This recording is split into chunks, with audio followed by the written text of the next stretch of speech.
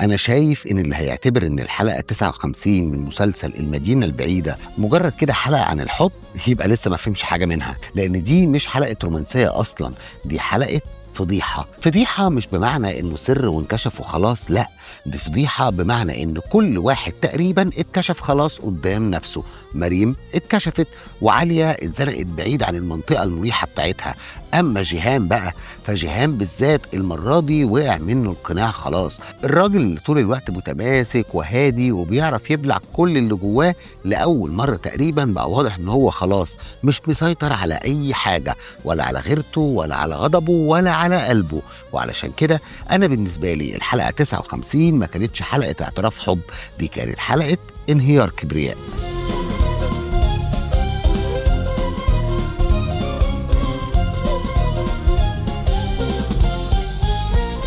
أنا شايف إن أهم حاجة في الحلقة 59 إن هي ما جاتش عشان تقولك تعالوا بقى نحل اللغز وخلاص، لأ، هي جات عشان تقول لنا تعالوا نشوف الناس دي لما تتحط قدام الحقيقة هتعمل إيه. وده فرق كبير جدا، لأن في مسلسلات كتير السر فيها بيبقى مجرد وسيلة للصدمة، لكن هنا السر لما بيطلع ما بيشتغلش على المعلومة وبس، ده بيشتغل على العلاقات وعلى التوازن النفسي وعلى كل حاجة كانت ماشية بالستر المؤقت. وفعلا ده اللي احنا شفناه في الحلقة دي.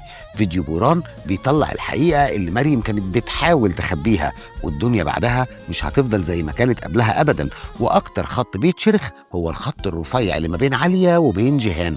وأنا بصراحة شايف إن أجمل مدخل نفهم منه الحلقة دي إننا ما نبصلهاش كحلقة فتح سر قد ما نبصلها كحلقة الحقيقة لما بتيجي متأخر، لأن الحقيقة وهي طالعة متأخر ما بتبقاش بريئة، ما بتطلعش تنظف الدنيا، دي بتطلع تكسر حاجات، تكسر راحة مؤقتة، تكسر شكل علاقات، وتكسر الصورة اللي كل واحد كان مكونها عن نفسه وعن اللي حواليه. وده واضح جدا عند مريم، لأن فكرة إن هي كانت بتحاول تدفن اللي عندها بقالها كتير معناها إنها أصلا عارفة إن الحقيقة دي لو خرجت مش هتأثر عليها لوحدها، لأ، دي هتأثر على الدايرة كلها. وعلشان كده أنا شايف إن مريم في الحلقة دي مش مجرد سبب أزمة، مريم بالنسبة لي بقت اختبار لجيهان، واختبار لعالية، واختبار للمسلسل نفسه. لأن المسلسل هنا بيقول لنا هل الماضي لما بيرجع الناس بتفضل شايلة نفس الهدوء ونفس القناع، ولا كل واحد فيهم هيبان على حقيقته؟ وأنا شايف بصراحة إن الحلقة جاوبت لأ، محدش هيفضل زي ما هو، خصوصا جيهان. انا شايف ان الحلقة 59 من اول ما بدأت خطوطها توضح كانت بتتجمع كلها عند جيهان، مش لان هو بطل الحلقة وبس، لا، ولكن لانه اكتر واحد باين فيه التغيير. الراجل ده طول الوقت متقدم لنا على انه مسيطر، ساكت، موزون، بيعرف يحسبها صح وما بيسيبش نفسه بسهولة. وده أصلا جزء كبير من سحر الشخصية، إنك طول الوقت حاسس إن جواه نار، ولكن النار دي متغلفة كويس. إنما في الحلقة دي في رأيي قالت إنه خلاص النار مش هتفضل متغلفة. وبتهيألي بعد ما اتفرجنا على الحلقة كلنا فهمنا إنه خلاص كل ما عالية بتبعد جيهان بيخرج عن السيطرة، والغيرة بتكبر وبيدخل في مواجهة مع إنجن. وعالية نفسها بنشوف لأول مرة الغضب ممكن يروح بيها لحد فين. وده بالنسبة لي نقطة الحلقة الأساسية، لأن الحب الحقيقي في الدراما ما بيتكشفش أول ما الشخصية تقول أنا بحبك، لا، الحب الحقيقي بيتكشف أول ما الشخصية تفقد سيطرتها على الصورة اللي كانت مرسومة لها.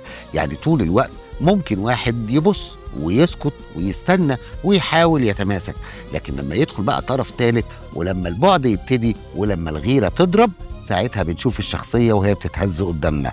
وده اللي خلاني أحس إن الحلقة 59 مش بس حلقة فيها شوية مشاعر، لا، دي حلقة فيها المشاعر وهي بتفضح أصحابها. وأنا هنا بصراحة لازم أقف عند إنجن، مش بصفته بقى خصم تقليدي، ولكن بصفته المرآة المزعجة واللي خلت جيهان يشوف نفسه بوضوح. لأن في علاقات كتير جدا في الدراما بتفضل ماشية على نظرات، على سكوت، على كبرياء، ومتتحركش بجد غير لما يظهر طرف ثالث. مش لأن الطرف الثالث ده أهم، ولكن لأنه بيحط الحقيقة في وش الطرفين. وده اللي كان واضح جدا في الحلقة دي.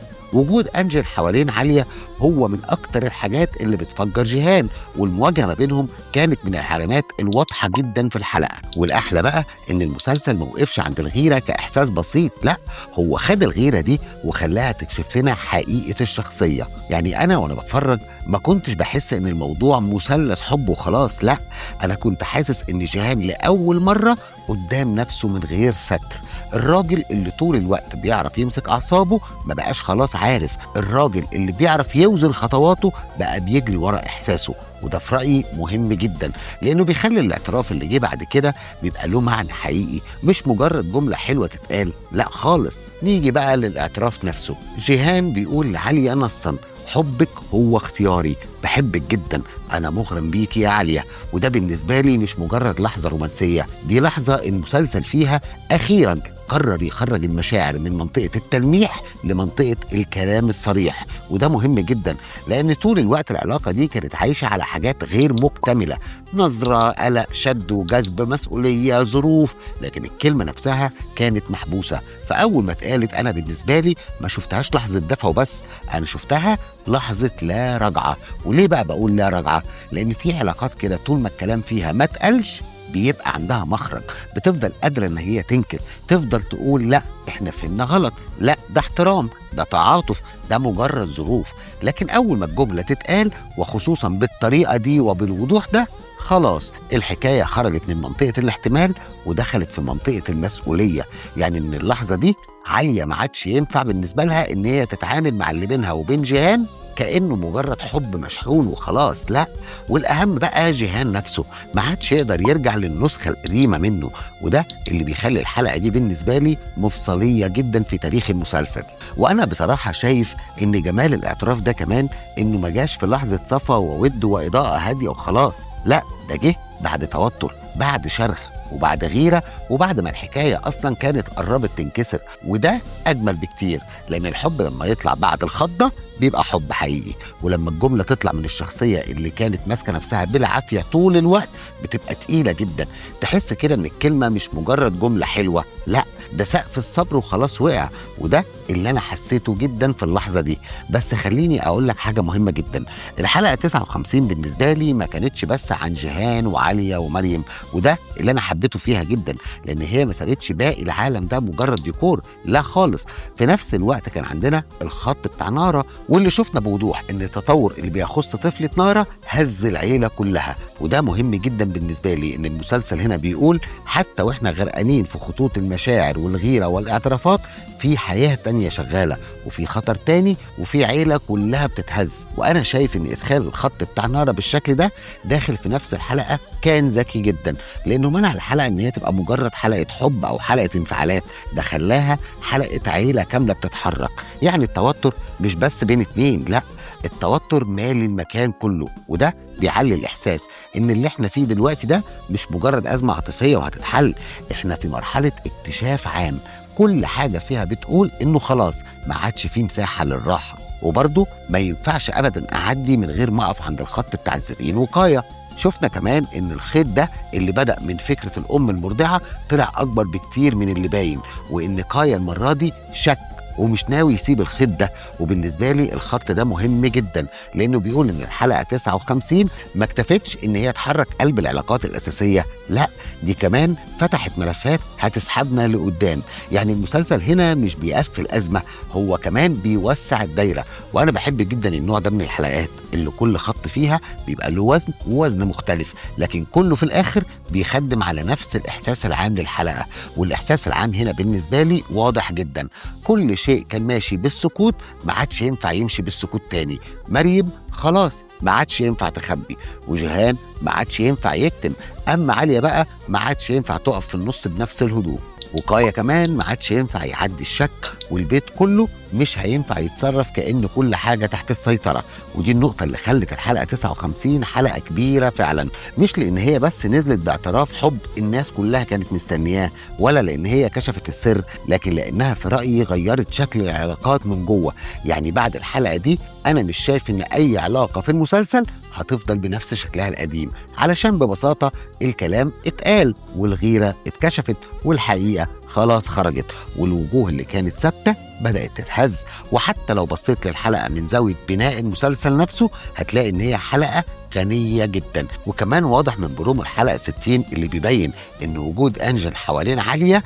بيجنن جيهان اكتر، وان عالية نفسها مستعدة تعمل اي حاجة علشان ابنها، وان خطة انجن اصلا مش بريئة خالص. يعني الحلقة 59 ما كانتش انفجار لحظي وخلاص، دي انفجار فاتح باب للانفجار اللي بعده. فلو هسأل نفسي ايه معنى الحلقة 59 فعلا، انا هقول دي الحلقة اللي فيها الماضي خرج من تحت الترابيزة، والحب بطل يتقال بنص عين، والهدوء اللي كان مغطي على الشخصيات اتكشف. وده في رأيي معنى كبير جدا، لأن أفضل الحلقات مش اللي بيحصل فيها أحداث كتير وبس، أفضل الحلقات هي اللي لما تخلص تحس إن الشخصيات نفسها بقت واقفة في مكان مختلف، وده اللي حصل هنا بالظبط. وفي النهاية وعلشان كده أنا شايف إن الحلقة 59 من المدينة البعيدة مش حلقة عادية خالص، دي حلقة كل واحد فيها اتسحب لقدام غصب عنه. مريم اتسحبت للحقيقة، وجيهان اتسحب لمشاعره.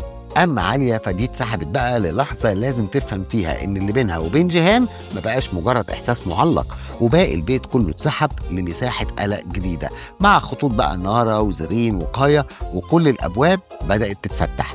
أنا بالنسبة لي الحلقة دي عنوانها الحقيقي مش الحقيقة ظهرت، لا، عنوانها الحقيقي هو إن اللي كان ساكت اتفضح. وعلشان كده هي حلقة مهمة جدا في تاريخ المسلسل، لأن هي ما حركتش الأحداث وبس، لا، هي حركت القلوب وحركت الشك وحركت الغيرة والخوف، وكسرت الهدوء اللي كان مغطي على كل ده. وسؤالي ليكم، اكتبوا لي بقى في الكومنتات، انت شايف اعتراف جيهان لعالية جه في وقته ولا جه متأخر جدا؟ وكمان قول لي مين اكتر شخصية في الحلقة 59 اكتشفتها بجد، جيهان ولا عالية ولا مريم؟ وفي النهاية لو الفيديو عجبكم يا ريت ما تنسوش تعملوا لايك وتشيروا الحلقة مع اصحابكم، وتشتركوا في القناة وتفعلوا الجرس عشان يوصلكم كل جديد. انا احمد عقل، ودي كانت حكايتنا النهاردة.